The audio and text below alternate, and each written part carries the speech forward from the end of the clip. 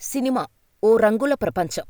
ఇక్కడ అవకాశాలు ఉన్నంతవరకే ఎవరైనా కింగులా బతుకుతారు. స్టార్డమ్ను ఎంజాయ్ చేస్తారు. ముఖ్యంగా సినీ ఫీల్డ్లో హీరోయిన్ల పరిస్థితి మరీ ఘోరంగా ఉంటుంది. ఒక హీరోయిన్కి అవకాశాలు ఉన్నంతవరకే ఆమె ఫేమ్ నడుస్తోంది. ఒకసారి ఫేడౌట్ అయిందా ఆమెను పట్టించుకునే నాథుడే కరువవుతాడు. ఇక అలాంటివారి పరిస్థితి దారుణంగా తయారవుతుంది. అవకాశాలు లేక వారు అడ్డదారులు తొక్కటం మొదలుపెడతారు. ఆ అడ్డదారులలో ముఖ్యమైంది వ్యభిచారం. ఎంతోమంది తారలు అవకాశాలు లేక వ్యభిచార కూపంలో ఇరుక్కున్నవారున్నారు. మరికొంతమంది తక్కువ సమయంలో ఎక్కువ డబ్బును సంపాదించటానికి తమ దేహాన్ని వస్తువుగా అమ్మకానికి పెట్టారు. ఇలా ఒకప్పటి స్టార్ హీరోయిన్ ఒకటి కాదు, రెండు కాదు, ఏకంగా 3 సార్లు రెడ్ హ్యాండెడ్గా దొరికిపోయింది. ఆమె ఎవరో కాదు, ఒకప్పటి స్టార్ హీరోయిన్ సుకన్య. బ్రాహ్మణ కుటుంబంలో పుట్టిన సుకన్య సినిమాల వైపు ఎలా వచ్చింది?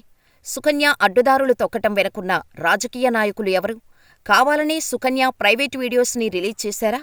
Watch the story. అందం, అభినయంతో తెలుగు ప్రేక్షకులకు దగ్గరైన హీరోయిన్స్ చాలామంది ఉన్నారు. అతి తక్కువ సమయంలోనే తమకంటూ ఓ గుర్తింపు తెచ్చుకున్నారు. తెలుగు, తమిళం, మలయాళం, కన్నడ భాషలలో అనేక సినిమాల్లో స్టార్ హీరోలందరి సరసన నటించి, మెప్పించి అంతలోనే సినిమాలకు దూరమైన తారలు చాలామంది ఉన్నారు. ఒకప్పుడు చేతినిండా సినిమాలతో బిజీగా ఉన్న తారలు ఇప్పుడు అవకాశాల కోసం ఎదురుచూస్తున్నారు. అలాంటి వారిలో సీనియర్ నటి సుకన్య ఒకరు. సౌత్ ఇండస్ట్రీలో ఒకప్పుడు స్టార్ హీరోయిన్గా ఓ వెలుగు వెలిగిన సుకన్య తమిళనాడులోని చెన్నైలోనే పుట్టారు. సుకన్య అసలు పేరు ఆర్తీదేవి. సుకన్య తండ్రి పేరు రమేష్. శాస్త్రీయ సంగీతంలో మంచి ప్రావీణ్యం ఉన్న విద్వాంసుడు. అంతేకాకుండా 100కు పైగా పాటలకు సంగీతం అందించారు. తల్లి భారతి హౌస్ వైఫ్. సుకన్యకు గీత అనే చెల్లెలు కూడా ఉంది.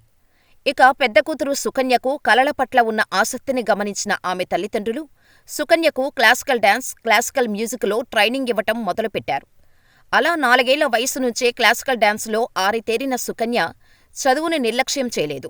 స్కూలింగ్ మొత్తం చెన్నైలో ఉన్న సెయింట్ జాన్ ఇంటర్నేషనల్ రెసిడెన్షియల్ స్కూల్లో జరిగింది. ఓ పక్క చదువుతూనే మరోపక్క స్టేజ్ షోస్ చేస్తూనే ఉండేది సుకన్య. అలా రుక్మిణి అనే డాన్స్ టీచర్ దగ్గర కళాక్షేత్రంలో జాయిన్ అయింది.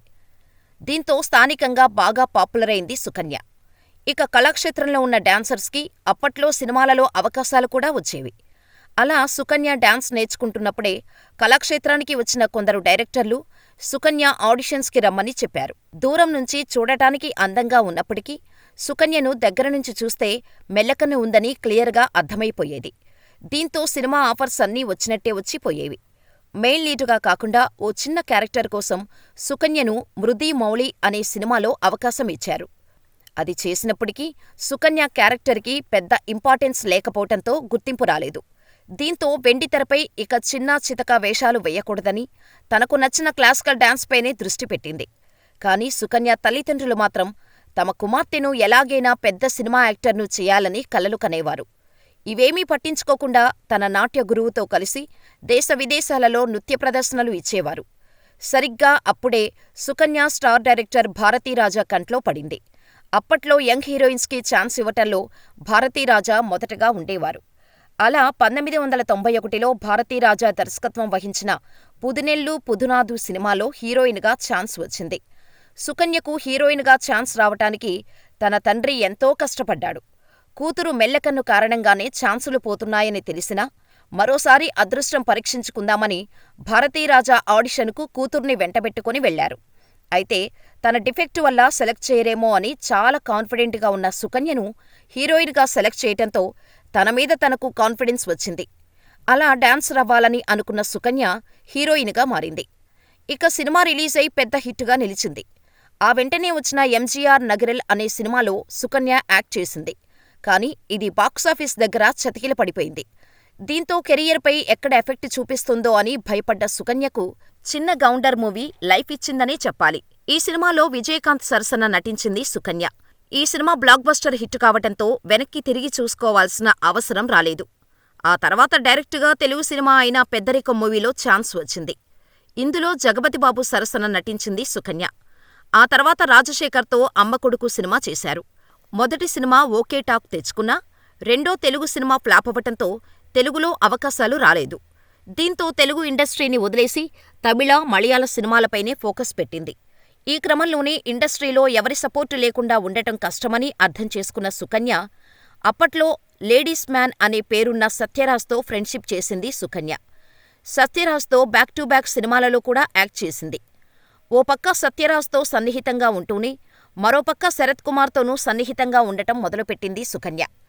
ఇక శరత్తో కూడా బ్యాక్ టు బ్యాక్ సినిమాలు చేస్తూ బిజీ హీరోయిన్గా మారింది. ఇక మహానది సినిమాలో కమల్ హాసన్తో లిప్ లాక్ సీన్ చేసి సౌత్ ఇండస్ట్రీలో సెన్సేషన్ క్రియేట్ చేసింది సుకన్య. అప్పట్లో ఈ సీన్ పెద్ద దుమారమే రేపింది. ఈ సినిమా దెబ్బతో సుకన్యకు దగ్గరైన కమల్ 2 ఏళ్లు సుకన్యతో డేటింగ్ కూడా చేశారు. ఆ క్రమంలోనే భారతీయుడు సినిమాలో పెద్ద కమల్ హాసన్కు భార్య పాత్ర సుకన్యకు వచ్చేలా చేశారంటారు అంతా. భారతీయుడు హిట్టయినా సుకన్యకు ఛాన్సులు తగ్గుతూ వచ్చాయి.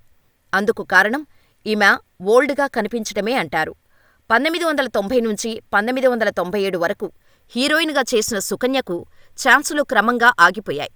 అప్పటివరకు క్లోజ్గా ఉన్న సత్యరాజ్, శరత్ కుమార్ లాంటివారు కొత్త హీరోయిన్లు రావటంతో సుకన్యను పక్కన పెట్టేశారు.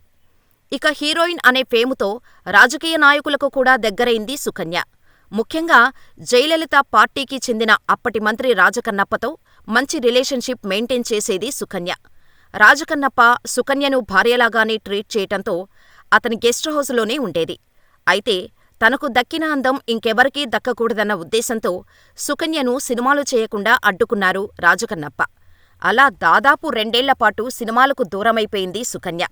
అయితే ఓ డాన్స్ షోలో ఎన్ఆర్ఐ డాక్టర్ శ్రీధర్ పరిచయమయ్యారు. అతనితో సీక్రెట్గా లవ్ ట్రాకును నడిపిన సుకన్య ఎలాగైనా మంత్రి నుంచి తప్పించుకోవాలని అనుకుంది. అనుకున్నట్టే శ్రీధర్ని పెళ్లి చేసుకోవాలని అనుకుంది. అయితే సుకన్య తల్లిదండ్రులు శ్రీధర్తో పెళ్లికి ఒప్పుకోలేదు. ఇదిలా ఉండగా సుకన్యతో ఏకాంతంగా ఉన్న ఫోటోలు, వీడియోలు తీసుకున్న మంత్రి కన్నప్ప వాటితో సుకన్యను తన గ్రిప్పులో పెట్టుకోవాలని ట్రై చేశాడు. అయితే తను ఓ డాన్స్ షో కోసం అమెరికా వెళ్తున్నానని అటు ఇంట్లోనూ ఇటు మినిస్టర్ని నమ్మించి అమెరికా వెళ్లి శ్రీధర్ని పెళ్లి చేసుకుంది సుకన్య. పెళ్లితో అన్నీ సద్దుమణుగుతాయని అనుకున్న సుకన్యకు మంత్రి పెద్ద షాకిచ్చాడు. సుకన్యకు సంబంధించిన ప్రైవేటు వీడియోస్, ఫొటోస్ని శ్రీధర్కు మెయిల్ చేశారు. దీంతో భార్యాభర్తల మధ్య గొడవలు మొదలయ్యాయి. అలా కేవలం పెళ్లైన ఏడాదికే విడాకులు తీసుకోవాల్సి వచ్చింది. తర్వాత ఇండియాకు తిరిగి వచ్చి తిరిగి సినిమాల్లో నటించటం ప్రారంభించింది. భాషతో సంబంధం లేకుండా దక్షిణాదిలో పలు చిత్రాల్లో క్యారెక్టర్ ఆర్టిస్టుగా యాక్ట్ చేసింది సుకన్య. అయితే హీరోయిన్గా ఛాన్సులు రాకపోవటం, చేతిలో డబ్బులు లేకపోవటంతో వ్యభిచారంలోకి దిగింది. అలా 2 సార్లు పోలీసులకు దొరికినా డబ్బులిచ్చి తన పలుకుబడితో మేనేజ్ చేసింది సుకన్య. కానీ 2014లో సుకన్య వ్యభిచారం కేసులో రెడ్ హ్యాండెడ్గా ఒక బిజినెస్ మ్యాన్తో హోటల్ గదిలో దొరికిపోయింది. దీంతో ఈ విషయం మీడియాలో బ్రేకింగ్ న్యూస్గా మారింది. అలా మొత్తం 3 సార్లు దొరికిపోయి మొత్తం ఫేమ్ని పోగొట్టుకుంది సుకన్య. ఇప్పటికీ తనకు యాక్ట్ చేయాలని ఉందని, సినిమా ఛాన్సులు వస్తే యాక్ట్ చేస్తానని చెబుతోంది సుకన్య. మరి సుకన్య గురించి మీరేమనుకుంటున్నారో మాకు కామెంట్ చేయండి.